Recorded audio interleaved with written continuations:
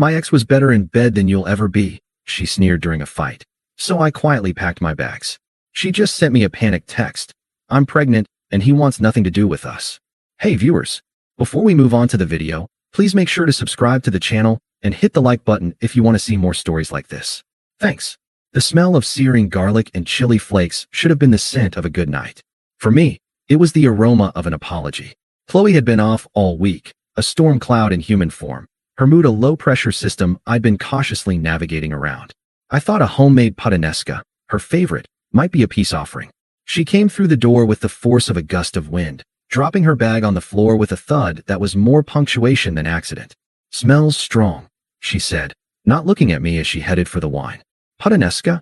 I said, forcing a lightness into my voice I didn't feel. Your favorite, I guess. She poured a large glass of red, leaning against the counter. Her silence was a physical weight in the room. I kept stirring the sauce. Tough day. They're all tough days, Liam. You wouldn't get it. Your job is just numbers. Quiet. Mine is actual people with actual problems. The jab was precise and practiced. I let it slide. Well, I hope this helps. I booked us that table at the Oak for Saturday too. 8:30. I turned, smiling, expecting a thaw. Instead, her face was a mask of cold irritation. Saturday, she said, her voice flat. I told you, Sarah's having her birthday thing on Saturday. A cold trickle of dread started in my chest. You mentioned it, but you didn't say it was for sure. I made the reservation days ago. It was the only one I could get. So cancel it. She took a long sip of wine. God, why is everything so difficult with you? You never listen. The unfairness of it was a spark on Tinder. I was listening, Chloe. I was trying to do something nice. You've been miserable for a week, and I'm trying to fix it. Maybe if you communicated what you actually wanted instead of expecting me to read your mind, things wouldn't be so difficult. Her eyes widened. I rarely pushed back. She placed her glass down on the counter with a sharp clink. Communicate? You want me to communicate? Fine. I'll communicate. You are so boring. Your life is a spreadsheet. Dinner reservations? A puttanesca? It's all so safe. So predictable. You're like a human beige wall. The words hit like slaps. I felt my face grow hot. I'm predictable. I'm sorry I'm not a chaotic mess, Chloe. I'm sorry I have a stable job that pays for this apartment and our vacations. I'm sorry I remember your birthday and don't create drama for fun. See, she sneered, a triumphant, ugly curl to her lip. This is what I mean. You think stability is a personality trait. It's not. It's just a cushion you hide in. What do you want from me? I asked, my voice rising despite my best efforts. What, exactly, would make me less boring? She took a step forward, her eyes glittering with a malice I hadn't seen before. She had been saving this.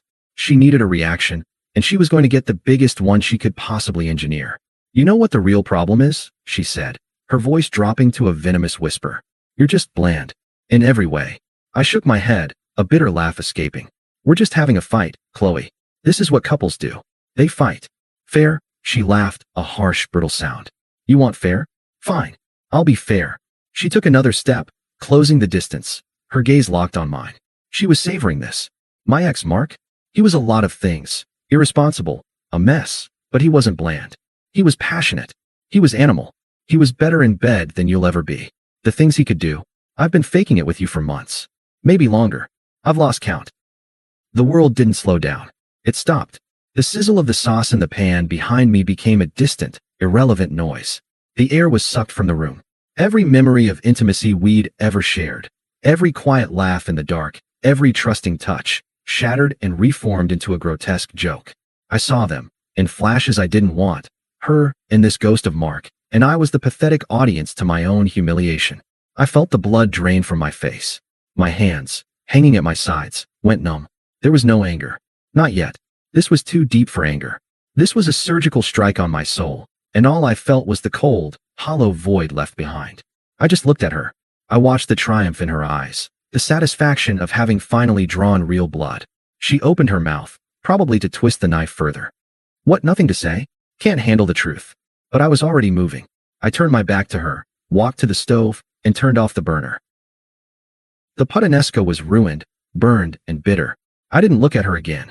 I just walked out of the kitchen and down the hall to our bedroom, closing the door behind me with a quiet, definitive click.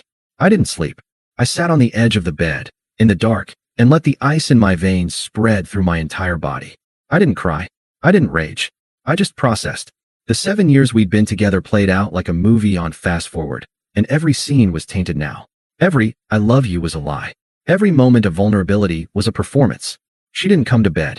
I heard her on the phone later, her voice a low, excited murmur, probably telling Sarah how she'd finally put me in my place. I was an obstacle in her narrative, not a person. When the first gray light of dawn filtered through the blinds, I felt clean. Empty, but clean. The decision was made. It wasn't a decision to fight for or to argue about.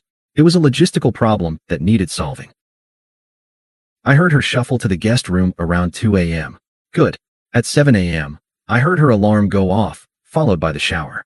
I waited. I moved through the apartment like a ghost, making a single cup of coffee. I needed to be sharp. She emerged from the bathroom, wrapped in a towel, her hair wet. She looked at me cautiously, the fury of last night replaced by a calculated wariness. "You're up early," she said, her tone neutral. "Lots to do," I said, my voice even. I took a sip of coffee. It was bitter, but I welcomed it. She hovered, expecting a conversation, an apology, a fight, anything. I gave her nothing. I just looked out the window at the waking city. "Look, about last night," she started, the beginning of a non-epiphany apology. "I'm sorry, but you made me." I turned and looked at her, and my gaze must have been as hollow as I felt, because she stopped mid-sentence. "We can talk later," I said. It wasn't a promise. It was a dismissal. A flicker of confusion, then annoyance, crossed her face. She shrugged. "Whatever. I'm going to be late." The moment the front door clicked shut, the spell was broken. I was no longer a ghost. I was a machine. I pulled my old duffel bag from the top of the closet and a single hardshell suitcase. I worked with a methodical efficiency that was its own form of therapy.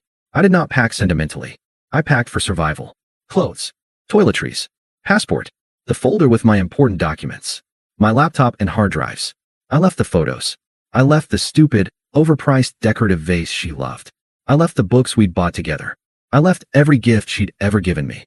The only personal item I took was a single, worn leather journal from my grandfather. It predated her. It was mine. In under an hour, my life with Chloe was reduced to one suitcase and a duffel bag. I loaded them into my car. I went back inside. The apartment was silent.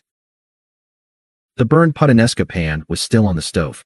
Her half-empty wine glass was on the counter. It looked like the scene of a crime. I took my key off my keyring. I placed it on the kitchen counter, right next to the wine glass. A final, silent period at the end of our sentence. I did not write a note. What was there to say? Any words I gave her would be twisted, used as ammunition, or used to feed her drama.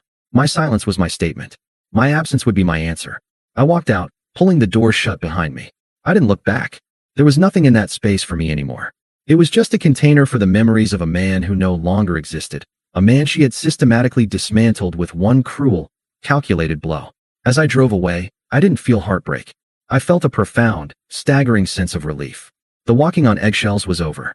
The constant, low-grade anxiety of never being quite enough was gone. The cage door was open, and I was already flying, long before she even realized I was gone. The first week was a silence so profound it felt like a physical presence. I'd rented a small, furnished studio apartment on the other side of the city. It had white walls, a neutral sofa, and no history. It was perfect. The silence there was different from the tense quiet I'd endured with Chloe. This was a peaceful, empty canvas. I didn't rush to fill it. I let myself feel it all, but at a distance, like a scientist observing a fascinating, painful specimen. The betrayal, the humiliation, the sheer, breathtaking unfairness of it. I'd built a life with her, a shared fortress, and she had not just abandoned her post. She had detonated the foundations on her way out.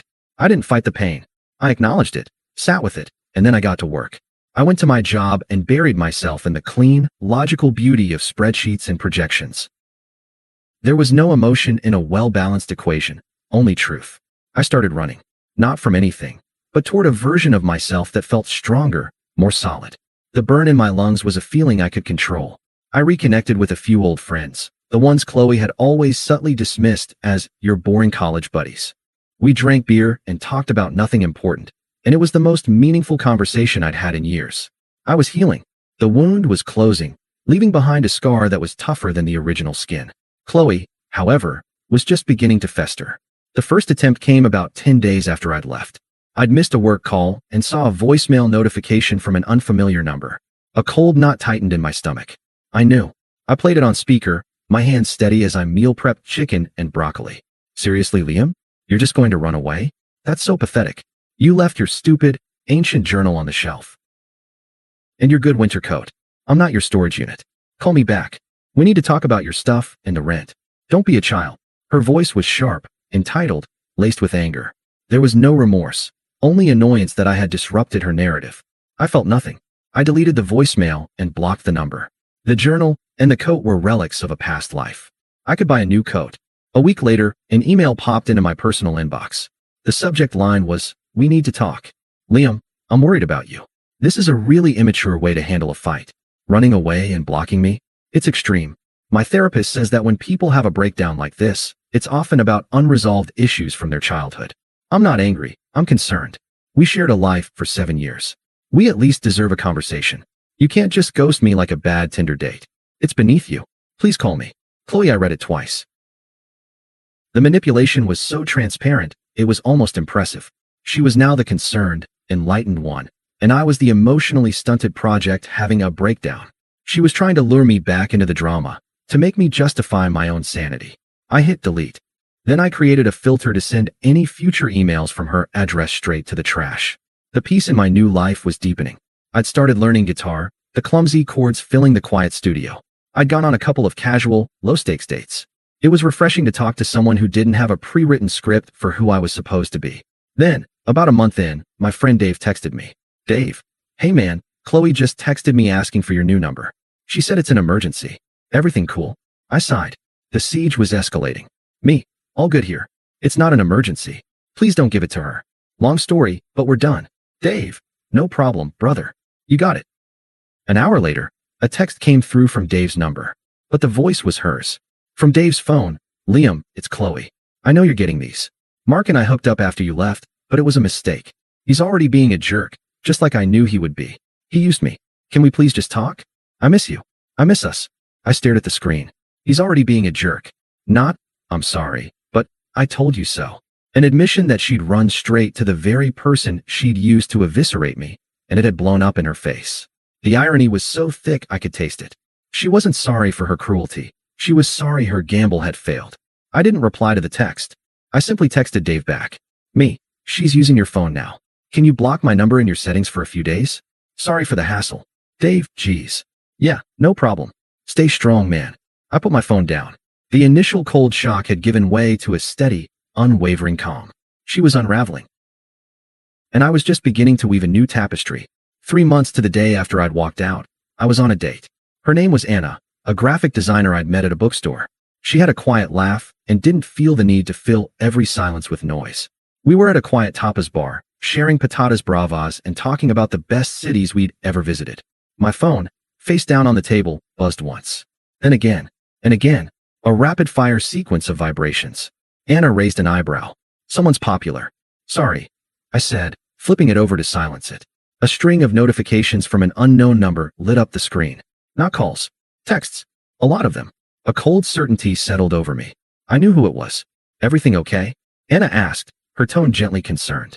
I made a decision. I wouldn't let Chloe poison this, too. I wouldn't give her that power. "It's nothing urgent," I said, and I meant it.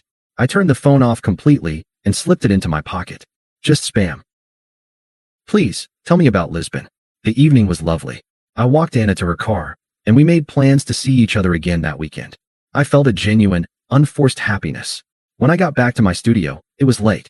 I poured a glass of water, and only then, in the peace of my own space, did I turn my phone back on. The texts loaded. There were 7 of them. The previews told the story, a journey from pleading to panic. Unknown number, 9:42 p.m. Liam. I don't know if this is still your number. Unknown number, 9:43 p.m. I'm so sorry for everything I said. It was horrible, and I didn't mean it. I was just angry and stupid. Unknown number, 9:45 p.m. You were the best thing in my life.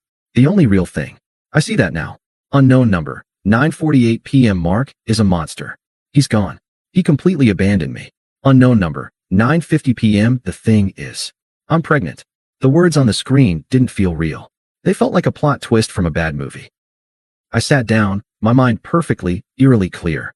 Unknown number, 9:52 p.m. He found out, and he blocked my number. He changed his locks. He told me to never contact him again. Unknown number, 9:55 p.m. I'm all alone, and I'm so scared. You were always so strong and kind. You knew how to handle things. Please. I have no one else to call. I read the final text 3 times. The irony was so absolute, so brutally poetic, that it circled back from tragedy to farce.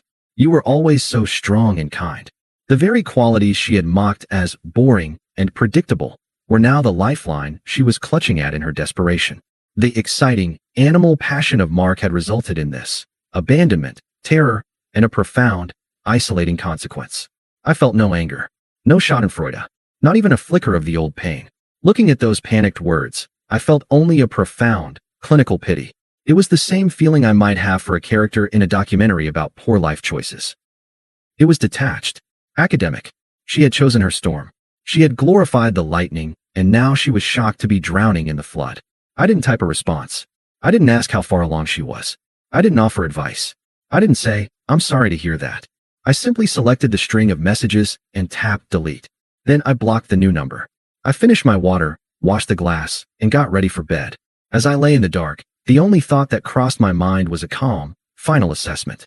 Her crisis was real. Her fear was palpable. But it was not, and would never again be, my problem.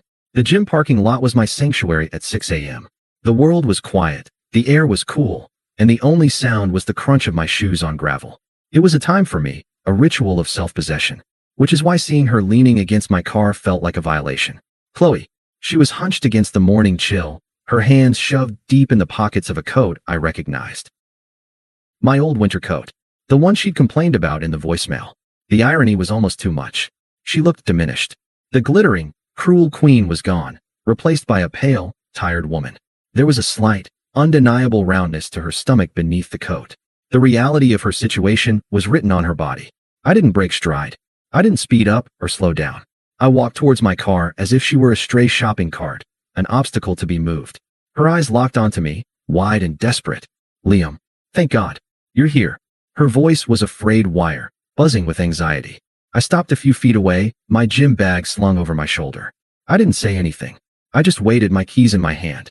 "You got my texts?" she asked, her words tumbling out in a rush. I didn't know what else to do. "You weren't responding and I'm just so scared." I looked at her, my expression neutral. "I received them."